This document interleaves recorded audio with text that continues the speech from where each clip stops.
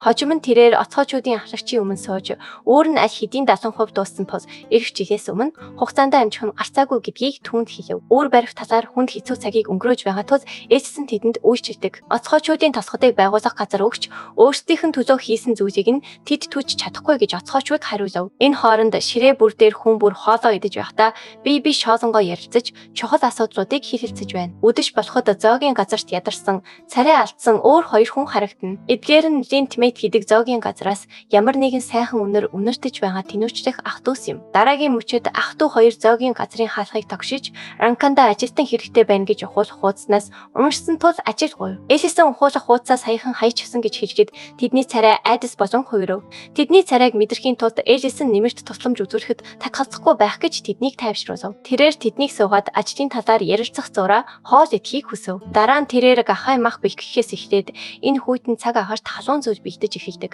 Өөр нэг аяханд тэрээр чухал орц найрлагатай шүлт бэлдэж эцэст нь амтлагч нэмдэг. Хэсэг хугацааны дараа тэрээр гахай махтай шүлт бэлджээ. Ах дүү хоёр мах үйлчлэхээс эргэлзэж байна. Гэвч ээжсэн өөрт нь үлдэгдэл их байгааг хийж санааг нь амрааснаар тэд хоолндоо орчээ. Тэд дулааныг авчирч аз жаргалтай болгодог баялаг шүлтээ ийм зөөлөн мах идэж байхадаа итгэж чадахгүй байна. Дараа нь тэд амьдралдаа идэж байсан хамгийн сайн хоол гэж хэлээд хоолны төлөө талархал илэрхийлв. Ээжсэн тэднийг урьдчилан өсөж магадгүй тул удаан идэхийг сануулж байна. Дараа нь тэр тэдний фермээр ажиллах шалтгааныг асуув. Мэт амтанд хайртай бөгөөд энэ талаар их мэдлэггүйж ажилдаа тууштай байдаг гэж хариулв. Ээжсэн Ежена руу нухацтай царайлан хандаж түүнээс ямар нэгэн зүйл асуув. Тэд үнэхээр тууштай боловч ямар нэгэн зүйл нууж байгаа байх гэж эмэгтэй хариулв. Дараа нь тэр тэдэнд бугууга харуулахыг тушаажээ. Өөр аргагүй эрхэнд тэд бугууга харуулж бугуйндаа гавны мөр хараад бүгдийн царай нухацтай болжээ. Тэд шоронд орсон нь үнэн гэхдээ ахынхаа төлөө байсан гэж Мэг хашгирчээ. Дараа нь тэр худлаа ярьсандаа уучлалт гуйж тэдэнд ямар ч ажил өгөхгүй гэж бодоод босож зогсов. Одоо түүнийг явах гэж байхад ах нь түүнийг үлдээх гэж оролдов. Тэд сайн хүмүүс шиг харагдаж байгаа бөгөөд нөхцөл байдлаа хэлбэл тэдэнд тусалж чадна. Гэтэл Мэд нийлээд урам нь хугарч ямар ч байсан гэмт хэрэг бол гэмт хэрэг хിവэрэ байна гэж мэдэгджээ. Анх хийсэндээ харамсахгүй байсан ч тэр хийсэн хэрэгтээ ямар нэгэн шалтгаан тоочихгүй. Гэсэн хэдий ч тэрээр хоолоо дуусгасгүй яагаад явсныг асуусан ахынхаа дугаар гинэт зогсов. Зоогийн газрын дотор Лүрийн Эзисаноос ах дүү хоёрыг хассан шалтгааныг асуув. Тэд ямар нэгэн ярих түүхтэй байх ёстой ч тэр нууцыг дэлгэхэд бэлэн биш байна гэж тэр хариулав. Дараа нь тэр халуун нохойг шалгаад сүүлийн үед үйлчлүүлэгч ихтэй байгаа тул зарим нэгийг нь дуудахаас шийджээ. Гэвч тэрээр шившлэг дуудахаас болж ядарч туйлдсан нь түүнд санаа зовсон Лүрэний эсэргүүцэлтэй тулгарчээ. Тэрээр лорд харттай болохосоо нааш энэ талаар бодож байгаагүй гэж хариулав. Түүний бие муудаж яагаад манад цуглуулахад хүндрэлтэй байгаагаа ойлгохгүй байна. Шившлэгээ хянахаа болж дараагийн мөчөд ийм зүйл тохиолдсон ч тэр эмэгтэйг дэрэгдээ байлгахыг хүсэж байна гэж бодон шалан дээр унав. Тэрээр нүдээ нээхэд өөрт нь санаа зовж шаналсан уйлж буй Лүрэ харагдав. Эмэгтэй түүний биеийн байдлыг шууд асуув. Тэрээр манайгаа шавсан учраас том зүйл биш гэж хариулсан нь 9-р зэрэглэлийн арч мэж хүн байж яагаад гэсэн төгшүүртэй эсэргүүцлийг түүнээс төрүүлв. Би зүгээр гэж тэр эмэгтэйг тайвшруулахыг оролдож байна. Дараа нь тэр эмэгтэй юу хэрэгтэй байгааг асуугаад түүний төлөө юу ч хийхэд бэлэн гэдгээ хэлв. Түүнээс хийхийг хүссэн зүйл нь хоол хийх байсан бөгөөд энэ нь түүнийг бухимдуулж хашгирахад хүргэв.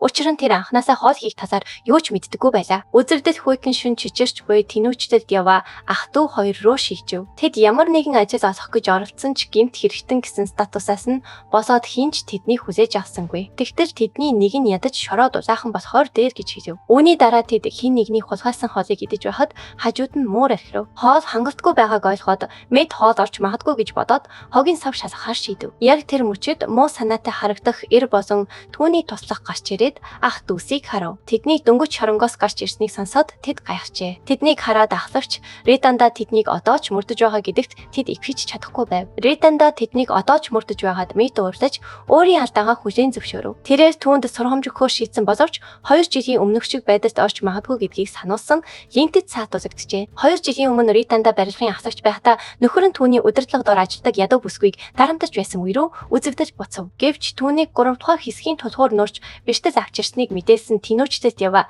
ах дүү хоёр тасалдуулав. Үүнийг сонссон бүсгүй нөхөрсөө санаа зовж шууд гатгшаа гүйж гарлаа. Олзон гарнаас нь мултарч байгааг хараад Ританда ихэд уурлаж нуралтыг ажигчдад буруутгав. Тэд зураг төслийг ягштар дагсан гэж Мэд тайлбарлав. Дараа нь тэд материалын дагуултлаас болж нуралт өссөн гэж түүнийг зүрх зоригтойгоор буруутгав. Энэ нь Ритандаг уурлууж тэрээр эдгээр өнчин хүүхдүүдийг ажилд авсан хүний хувьд тэднийг зодож өвчв. Хохирлыг цалингаас нь содгож дараа нь түүнд өртөө үлдэх болно гэж мэдэгдээд тэр тэднийг түүнийг шууд халжээ. Тэгэхэд Зинт өршөөс гуйхыг оролдов. Түүний нөхцөл байдлыг хараад Ританда түүнийг язгууртны оронд ажиллаж мөнгө олох боломжтой гэж санал болгон түүнийг сонирхож ирсэн. Энэ санал Ританд руу дайрсан Мэтийг ихэд уурсуулв. Түүний гар хүч босгочд Мэтийг зогсоохыг оролцсон ч тэр Ритандаг бут нэргэх хангалттай хүчтэй байв. Одоо руу буцаж ирэхэд Зинт түүнийг өргөж бусадтай хэрүүл үддэг гэж хэлээд ятгахыг оролдов. Гэхдээ энэ удаад тэд нуугдах газар олох хэрэгтэй. Ах トゥ нараас өшөө авахд бэлэн болсон өөрсөн Ританд руу буцаж очив. Тэрээр хүмүүстэй тэднийг авчрахыг тушаав. Өгсөн Раны эзгүй байхад эмх замбраагүй байдал үүсгэх нь аюулгүй гэж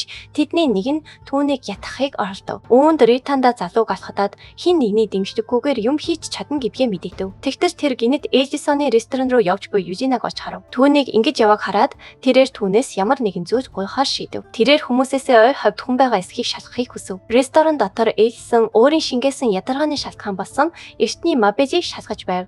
Тэр үүнийг шингээхээр төжөвлөөгүй байсан ч манан аль хэдийн ядарсан тус илүү ихийг шингээх шаардлагатай бөгөөд энэ нь шингээлтийн гач нөлөөг нэмэгдүүлж болцсошгүй юм гэсэн хэдий ч үүнийг бүрэн шингээхэд хугацаа шаардлагатай тус тэр одоо ихээр төжөвлөж байна. Гэхдээ тэр ерөн идэх юм авчиртлаа хэсэг хүлээхээр шийдэв. Тэр олон жилийн турш түүний хажууд ажилласан болохоор хоол хийж чадна гэдэгтээ итгэлтэй байсан юм. Гинэт гал тогооноос чимээ сонсогдож энэ янзаараа өсөж өгөх магадлалтай гэсэн дүгнэлтэд хүрчээ. Гал тогооны өрөөнд Зорин Эжисэнд зориулж төлөвлөсөн хоол хийгээд түүнийг идэж өгч магадгүй тус зохих хоолыг нь өгч чадахгүй байгаадаа уйлж байв. Тэрээр түүнийг асармаар санагдаж Эжисон гангаалахад туслахыг Еленагаас хүсгээр шийдэв. Хэдийгээр тэр түүнд дургуйч Эжисоны төлөө үүнийг хийхээр шийджээ. Гэхдээ түүний үнрийг олж чадахгүй үедээ тэр Эжисэнд зориулж тоогооч хулгайлахаар шийдэв. Тэр гинэт зогтусаж өөрөө үргэлж өөр хүнээс хамааралтай байхаа ойлгов. Тэр эдгээр шидэж хэрэглэж чадахгүй, хоолч хийж чадахгүй. Тэгээд энэ хорвоод 100 хүртэл ганцаараа амьдарч чадахгүй гэсэн түүний үг санаанд нь оржээ. Тэр Эжисний төлөө юу ч хийж чадахгүй гэдгийг ухаарад биеийн зарайв. Тухайн үзэгдэл Эльфийг шунавлаж түүний энергээр олон удаа зочилсон гэж мэдгдсэн Ритандагийн хүнд баривчлагдсан Ежина руу шийжв. Хэрв тэр түүнтэй хамтран ажиллахгүй бол түүнийг арга хэмжээ авахар төлөвлөж байгаа тул Линд болон Мэт нарын байгаа газрыг асуув. Ритандагийн хүн түүнийг дөнгөж сая шоронгоос гарсан ах дүүсийн талаар мэдэхгүй байж магадгүй гэж бодож байсан ч тэр мэднэ гэж хэлв. Дараагийн мөчөд тэрээр ямар ч байсан түүнд хэлэхгүй гэдгээ хэлээд шившгээ идэвхжүүлв. Түүнийг зугтаж байхыг хараад тэр уурдаж байж авахар санаахсан боловч цаашид нуугдаж чадахгүй болсон Мэтийн цохилтод нүрээрээ таарав. Тэрээр мөн мод барин тэмцэхэд бэлэн байгаа ахта уучлалтгүй. Тэмцэхээр шийдснийхээ ачаар энэ өвөж дулаацах боломжтой болсон гэж хэлээд ахаа харагдав. Елена тэднийг тэнд байгаагийн зорилгыг асуусан боловч Линд энэ залуу түүнтэй ажилтаа гэж зугтахыг якав. Энэ хүн өвөнд ямар ч хамаагүй хүнд халдсанд Мэт бас уурлажээ. Нөгөөтэйгүр Рата энэ нөхцөл байдалд тайван хിവэр байв. Тэд өөхөх гэж байна гэж тэр хэлв. Тэгээд тэр Грекийн хотын бүлэглэлийн удирдагч болох Роман хортыг өөртөө туслуулахар хүсэлсэн боловч Роман ах дүүст сургамж өгөх гэж байна. Үзэгдэл хаалга тавшихыг сонсоод хаалга тайлахаар явсан Рейн руу шийчв. Тэрээр тэнд Южинагийн эмнэлгийн байшрыг мэдхийг хүссэн Зориныг олж харав. Гадаа Мэд Романтай хамаг чадлаараа тулалдаж байгаа ч дийлдэж эхлэв. Линд ахаа туслахыг оролцсон боловч Роман түүний хүзүүнээс барьж аваад буулгаж авлаа. Ахыгаа өршөөлт нь орсныг хараад Линд түүнээс гуйж өршөөл иржээ. Рата Роман бол Посолтаны олон жилийн туршлагатай хялбар өрсөлдөгч биш гэж магтав. Роман тэднийг илүү задах ёстой эсхийг асуув. Рата баг дүүг нь хүсэж байна гэж хариулаад эльф хаашаа явсныг ажиглаж байхыг Романаас хүсв. Гэсэн хэдий ч энэ зааварчилгаан Роман руу дайрахаар зэхэж байсан Мэтийг ихэд уурлуулав. Энэ хооронд Юзена хин нэгний бугуйг ангааж байв. Яг энэ мөчөд Мэт хин нэгний харгислыг анзаараагүй царайлаад яваад байдаг хүн биш тул өөрийнхөө нөхцөл байдалд эргэлзэж байв. Тэр Романы хүчний өмнө бүрэн арчаагүй байсан бөгөөд хэрв 2 жилийн өмнө тэлсэн бол байдал өөр байж болох байсан гэж бодов. Гэтэл гинэт эльфийн үнэрийг даган ирж тусламж хүссэн манай гос дүрийн баатар гарч ирэв. Би туслах боломжгүй байна гэж Юзена хариулав. Юрийн бол тийм ч энгийн охин биш гэдгийг Роман мэдтмэгцээ ухарч Линд болон Мэд нарыг орхив. Елена түүнийг анхаахаар шууд урагшаа явв. Рата энэ байдалд нэлээд сандарч хүмүүстэй эмэгтэйг баривчлахыг тушаасан боловч бүгд зугтаж байгааг хараад цочирдож асуудлыг өөрийн гарт авахар шийджээ. Ританда Зориныг барьж зарж борлуулахын тулд барьж авав. Гэхдээ дараагийн мөчөд тэр гар тасдаж хаяхаас өмнө агаар руу алга байжээ. Үүнийг хараад хүн бүр цочирдов. Тэр даруй Елена дээр очиж Эжисоны биеийн байдал хүнд байгаа тус тусламж хүсв. Хэсэг хугацааны дараа Елена ядарсан байдалтай Эжисоныг анхааж байгааг харуулжээ. Түүнийг одоо ч түшсээр байгаа өөрт нь туслахаар энд хүрсэн ирсэнд тэрээр болон Лорент талархал илэрхийлв. Эжисоны хүч чадлаас болж Елена бүх манлаа шавхжээ. Дараа нь Лорийн царайндаа атаахсан харцтайгаар түүн рүү хандав. Тэгээд түүний атаархал зөөсөрч Еленад талархал илэрхийлв. Түүнийг хин нэгэнд талархаж байгааг хараад тэд хоёулаа нилээд гайхжээ. Тэрээр зүгээр сэтгэл нь хөдөлсөн гэж хэлээд эсэргүүцв. Тэгээд манай залуу ах дүүсийг дотгошоо орохыг хүсв. Тэднийг хамгаалсанд мэд талархал илэрхийлв. Еленаг аварсан хүмүүс нь тэд байсан гэж бодоод ээжээс нь тэдэнд талархал илэрхийлв. Рата тэднийг мушгиж байсан бөгөөд тэд төмөрт өртсөн тул тэдний улмаас баригдсан гэж Линд тайлбарлав. Бусдын буруу зүйлд өөрсдийгөө буруутгах ёсгүй гэж элсэн тэднийг тайвшруулв. Тэгээд тэр яагаад бүх зүйлийг өмнө нь өөрт нь хэлээгүй юм бэ гэж шалтгааныг нь асуув. Энэ нь тэр гэмт хэрэгтэй гимшихийг хүссэнтэй холбоотой гэж мэд илэрхийлв. Үүнд ээжээс нь тэдэнд байхар орон зай бийсхийг асуув. Тэдний царайг хараад тэрээр буудалд 1 сар амьдрах зардлыг нь даах алтан зоос тэдэнд үзүүлв. Мэд яагаад өөрсөнд нь мөнгө өгч байгаа шалтгааныг асуув. Маргаашнаас эхлэн фермд ажиллахыг хүсч байгаа учраас гэж тэр хариулв. Тэд бол гэмт хэрэгтнүүд гэдгээ мэд түүнд сануулв. Гэвч ээжээс нь тэдний яриаг тасалж тэд хэдийн гимшиж жинхэнэ гэмт хэрэгтэн хин болохыг олж мэдсэн гэж хэлв. Тэд хоёулаа ээлсэнд маш их талархаж түүнийг ах хэмээн дуудаж эхэлсэн ч тэрээр менежер нь байхыг илүүд үзэхээ хэлв. Маргааш нь тэнүүчирж явсан ах дүүс фермийн ажилд орж Мэтинийг авахлагч хэмээн дуудаж эхэлсэн нь түүнд маш таатай санагджээ. Тэрээр тэднийг чин сэтгэлээсээ хүлээн авчээ. Гэсэн хэдий ч мэд үүнтэй адил сэтгэлтэй байсангүй. Тэрээр тэдний бөгөөнд гавны сорвын үйцнийг анхааралтай ажиглав. Ээжсэн эцсийн шийдвэрийг гаргасан ч тэр тэдэнд итгэхгүй байгаа бөгөөд Ритандаг бас гарцаагүй ялах болно гэдгээ эзэн дасангүй хэлсэн нь Матигийн царайнд энийн цэглэл тодруулав. Энэ хооронд манай хүү манаагаа сэргээж байгаадаа сэтгэл хангалуун байж эртний гантыг чулуугаар ажиллаж байна. Дээр нь ердөө хэдхэн хоног үлджээ. Тэрээр сүүлийн үед хачин аашиж байгаа Лорен руу хандав. Тэрээр зочдыг ажиглаж байхад нь юу хийж байгааг нь асуув. Мөн тэрээр өөрийнх нь зоогийн газар илүү хөл хөдөлгөөнтэй болж танихгүй хүмүүс олон босныг анзаарав. Үүгээр зогсохгүй тэрээр Лорений толгойд юу болж байгааг мэдэхгүй байв. Үнэн хэрэгтээ Лорен үнэт эглэл зүүсэн эмэгтэйчүүдийг анзаараад яагаад зүүснийг нь асуув.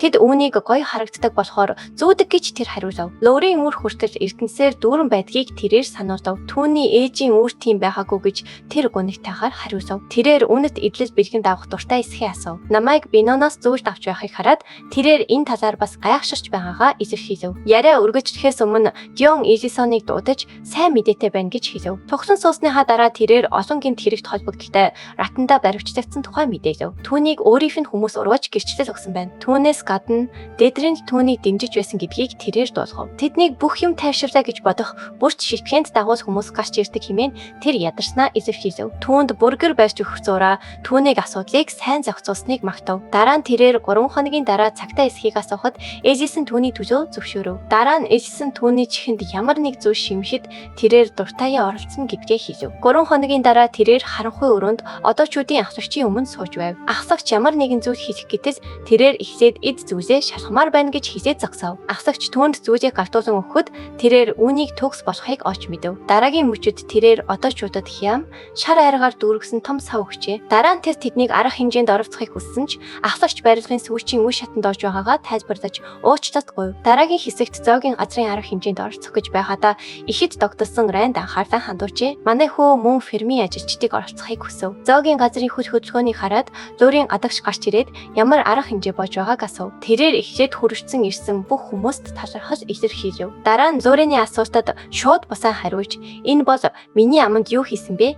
гэсэн асуулт хариултын тэмцээнийг толиулж буй зоогийн газрын арга хэмжээ гэдгийг тайлбарлав. Оролцогчид нүдэ боож байгаад нууцлаг хоол эсвэл хүн самталж юу идэж байгаагаа таах юм. Зөв таасан хүн нь том шагнал хожих болно. Митэн рүү зааж эхлээд асуулт хариултад оролцохыг хүсв. Идэх гэж буй зүйл нь идэж болохоос зэсгэд тэрээр баг зэрэг эргэлзэж байв. Түүний бэх гэсэн бүх зүйл идэж буй хүний үзэл бодлоос шалтгаалаад идэж болохоос байдаг гэж тэр хариулав. Дараа нь тэрээр нүдэ боосон Митад урд өмнө хизээч амсаж байгаагүй зөөлөн дулаан бүтцтэй зүүж өгч амтлуулжээ. Митэн бууж өгсөн бөгөөд энэ нь маршмеллоу болох нь тогтогджээ. Энэ хоолыг маш хол газар ирсэн болохоор мэддэг гэж тэр тайлбарлав. Митэн маршмеллоуд дуртайч нүдэ боосон үедээ чихэрлэг зүйл идэх дургүй аж. Дараа нь Кристен маш итгэлтэйгээр гарч ирсэн ч улаан чинжүү идэж байгаагаа олж мэдэж чадаагүй улмаас тэр дороо тэмцээнээс хасагдав. Ээлжсэн мөч өнгөрөх тусам улам догдож байв. Дараа нь тэр Лорен рүү эргэж хараад ямар нэгэн шидэж чадвар ашиглахгүй гэдгийг сануулсан нүдийг нь боов. Дараа нь түүнд ямар нэгэн зүйл идүүлэхэд түүний царай ихэд дургуутсан байгаатай болжээ. Өөрт нь өгсөн хоолны орцыг шинжлэх зураа тэрээр бялуу гэдгийг нь шууд таав. Нүдэ нэмэгцээ тэрээр бүх хүмүүс түүнийг дэмжин хашгирч байгааг харав. Ээлжсэн тайван царайгаар түүнд төрсөн өдрийн мэд хөргөв. Бүгд түүнийг дэмжиж байгааг тэр харжээ. Түүнийг гинтийн бэлгтэй төрсөн өдрийн үдшилтэд төжөвдөж байгаар тааварлна гэж бодсон ч эндүүрсэн гэж илсэн тайлбарлав. Бөгөөд түүний үдшилтэд цугласан эсхийг тэр асуув. Тэрээр Южинад тасархас хүлээж магадгүй гэж хэлсэн нь түүний уурыг хүргэв. Тэрээр түүнд тасархахгүй гэдгээ мэдэгдэв. Түүний уураа гаргасныг тоодосгүйгээр тэрээр зөв таасан учраас шагнаас авч байгааг хэлээд нэг хайрцаг гаргаж ирэв. Тэрээр хайрцгийг нэхэд одоочуудын хийсэн эмэг харагдав. Дараа нь тэр шившлэг ашиглан чихээ цавлаад үүний талаар ямар бодолтой байгааг нь асуув. Энэ бол зүгээр л дажгүй гэж тэр хайхрамжгүйхэн хариулав. Энэ зураа мийл нөхрөөсөө бэлэг авч байгааг бодож байв.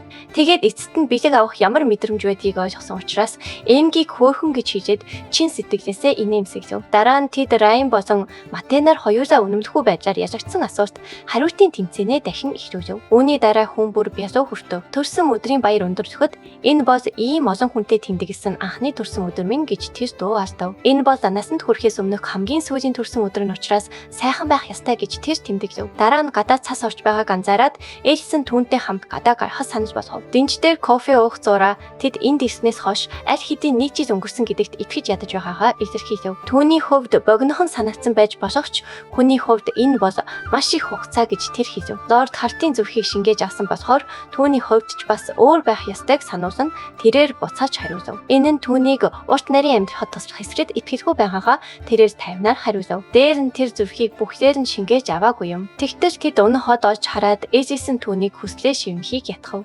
Тэрээр аль хэдийн нэг хүслээ шивнчихсэн бөгөөд тэр нь түүний дэрлэд бас жаахан удаан байх гэсэн утгатай гэж хариулсан ч асуухад нь юу болохоо хэлсэнгүй. Түүний нухацтай царайг хараад ээжээс нь өөрийнх нь ч бас хүсэж болох зүйл байх хэмээн шоолов. Зөөрийн хүслээ хуваасхаас тахалзаж Эжисоныг өөрийнхөө хүслийг шивнхийг хэлв. Энэ хооронд хар луугийн сүмд nii ууртайгаар яаран орж ирж Синдид сууж буй авгаах Тэхиг Матайгаа ярилцав. Нийхнийг хүнийг зүгээр явуулсан нь хар луугийн овог аймгийн нэр төрийг утааж байна хэмээн Тэхиг Мат гомдолсов. Энэ нь сүрэл онсонтой холбоотой эсхийг Тэхиг Мат таймнаар асуув. Нас эргэцсэн ч зөвшөөрсөн бөгөөд хэрэв чи охиныг харамждаг байсан бол түүнийг дээрлэхгүйгээр илүү сайн харьцах ёстой байсан гэж Тэхиг Мат зэмлэв. Энэ нь зөвхөн түүний санаа бодол биш, харин сүүрчийн тулаанд овог аймагуд олон залуу эмэгтэйгээ алдсан бөгөөд одоо их тайван хэр удаан үргэлжлэхийг мэдэхгүй байгаа хэмээн нийт тайлбарлахыг оролдов. Тэд хуучин амлалтад найцаар байж чадахгүй гэж тэр бодож байна. Хүнийг дутуу үнэж болохгүйг Тэхиг Мат нийт сануулж амлалтаа зөрчихөн тэдний овог аймгийн нэр төрийг сүрүүлэн гэж анхааруулв. Нийнийг санаа олж хэрэг байдал зөв харагдаж байвал